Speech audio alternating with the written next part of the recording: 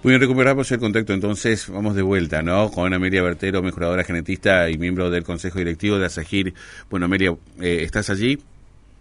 Estoy acá. ¿Me No, escuchan mejor ahora? otra historia, totalmente, mucho mejor. Bueno, Amelia, entonces, la idea de la entrevista es ver un poco cómo estamos o cómo veníamos con el girasol y hacia dónde vamos. Así que la primera pregunta era en cuanto a los últimos 3 años de campaña de girasol. ¿Qué pasó en ese tiempo? Bueno, yo les contaba que en estos últimos 3 años la superficie con respecto a los anteriores había disminuido en forma muy grande y era por la falta de humedad en el suelo debido a que fuimos cursando 3 años niña. No tuvimos lluvia para la siembra y eso fue haciendo bajar la superficie que se había estimado. Así, por ejemplo, en el 18-19 teníamos en el Chaco 440.000 hectáreas sembradas, con un rinde promedio de 19 quintales. En el 19-20, 305.000 hectáreas, con un rendimiento promedio de 20 quintales. Y en estas últimas 3 campañas oscilamos entre 65.000 y 170.000. Con un rinde promedio no tan bajo en esta última de 16.5 quintales. ¿Ello a qué se debió? A que había lotes, en nuestra recorrida los pudimos ver, había lotes desde muy buenos hasta malos. ¿Y eso a qué se debió? A que el agua en el perfil era sumamente escasa, la emergencia fue con muy desparejas, hubo en los lotes regulares y malos, hubo muy bajo stand de planta y las plantas emergidas después emergían a destiempo y había mucha competencia dentro del lote. Eso llevó a lotes de muy bajo rendimiento, llegando a 1.200 kilos escasos. Eso es un poco lo que pasó en estos últimos 3 años de niña. ¿Y de la última campaña en particular qué podemos destacar? La última campaña en particular estuvimos mejor de lo que esperábamos, pero por lo que decía recién, por los tipos de lote. Y entonces, con esta última, y que sería, esperemos, la última niña, porque habría algún tipo de pronóstico para neutro o niño, entonces, así todo, dentro de los productores, dentro de Asagir, tenemos que hacer ejercicios mentales para ver cómo podemos enfrentar la campaña 23-24.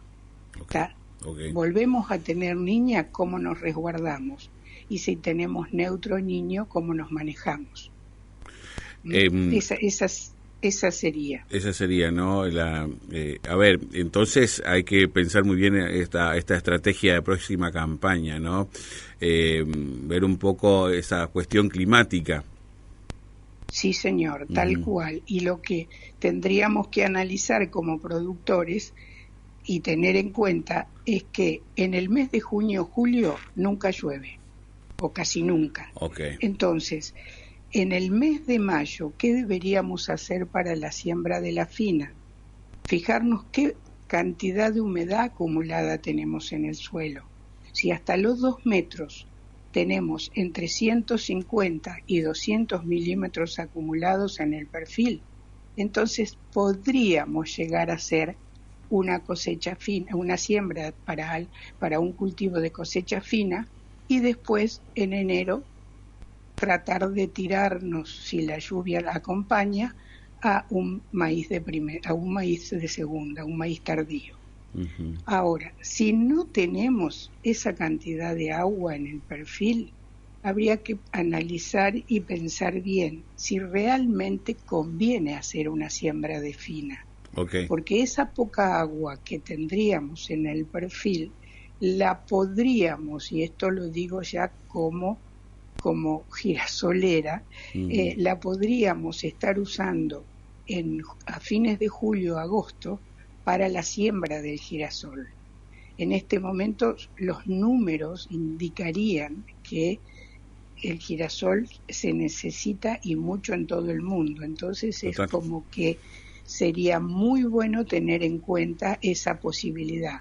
Hacer el ejercicio mental, nos metemos dentro de lo que es la piel del productor, como para para que analicen la situación que les está tocando vivir en este mes de mayo, que les va a tocar vivir en este mes de mayo. Sí. Bueno, bien, ahí estamos. Entonces, la planeación de la estrategia, la sugerencia, ¿no? En cuanto a esto, bueno, además, aprovechar al máximo esta paleta de alternativas que hay en las distintas semillas, ¿no? Me parece que ahí hay una estrategia también que se puede utilizar aprovechando este tipo de herramientas, ¿no?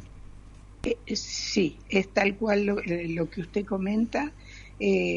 Si el año es niña, tenemos que ir más que nunca a la red de ensayo de los últimos 3 años de INTA, de los resultados de los últimos 3 años de INTA, claro, donde se pueden elegir los girasoles de punta para esa zona. Exacto. Son girasoles de ciclo intermedio a largo, son girasoles que tienen un canopeo abundante, que evitan de esa manera el desarrollo de malezas y que se bancan, entre comillas, mejor una situación de sequía. Nunca elegir para niña un girasol que sea precoz o intermedio precoz, porque entonces quedan excesivamente disminuidos dentro del lote y los rendimientos son mínimos. Se cierran las ventanas de oportunidad de las alternativas, digamos, de un desarrollo óptimo.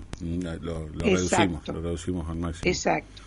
Exacto. Ahora, si el año apunta a neutro o niño, sí, conviene elegir un intermedio. Claro. Un intermedio que puede ser un intermedio largo.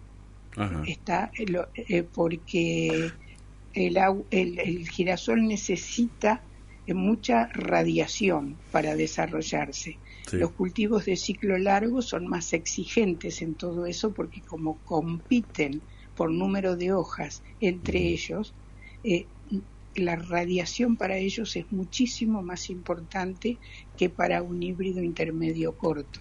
Claro. Y es donde empiezan a aparecer las enfermedades. Entonces, si es un año niño, podríamos ser un poquito más laxos en la elección del cultivar. Te entiendo.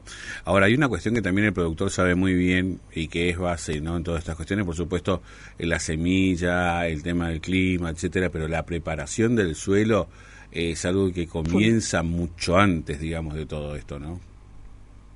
Fundamental. Yo estaba hablando del mes de mayo. Estaba hablando de abril, mayo, para que el productor ya a partir de ahí empiece a armar su planificación de lote para ver qué cultivo es el que le conviene sembrar durante el 23-24. ¿Cuáles son los cultivos? ¿Cuál es la cadena de cultivos que debe respetar? Exacto, tal cual, Amelia. Bueno, la verdad que creo que abarcamos muy bien todo lo que queríamos dialogar, me parece, esta mañana, en el tiempo que finalmente nos quedó, Amelia. Gracias, como siempre, por ser tan clara, por darnos una mano con estos consejos en cuanto al cultivo de girasol. ¿Algún mensajito que quieras darle al productor antes del cierre? Que cuide su suelo, que lo use bien, y realmente el Chaco tiene zonas muy buenas para hacer cultivos de girasol, y con buen manejo lo he comprobado durante años, que los rindes de girasol son muy buenos, pero todo depende de la muñeca del productor.